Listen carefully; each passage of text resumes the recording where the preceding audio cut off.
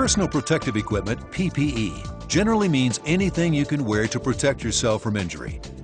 In fact, PPE can be considered your last line of defense against workplace injuries or illnesses.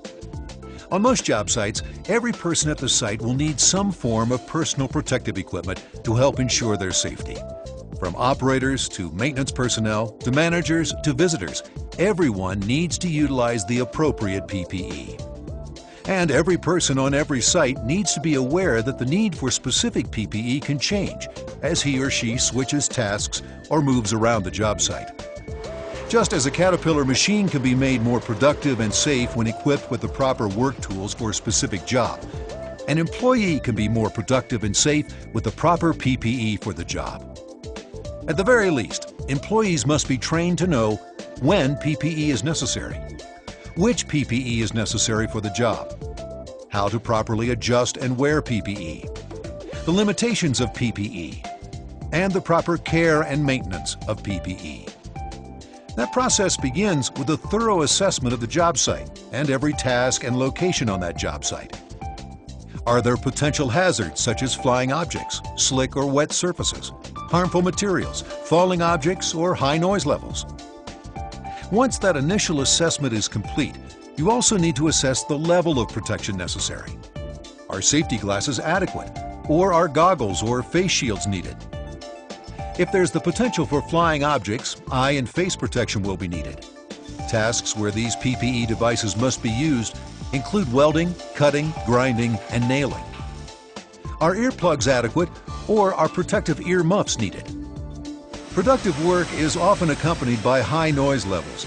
Depending on the noise levels involved, either earplugs or earmuffs may be necessary. Will hazardous fluids be handled? Manufacturers of potentially hazardous chemicals or fluids will provide a Material Safety Data Sheet, MSDS. Beyond such points as storage, disposal, and spill handling procedures, the MSDS will detail the personal protective equipment required for anyone working with the material. Always follow these requirements. Are slick or wet surfaces present? Slips and falls are one of the most frequent types of accidents around heavy equipment.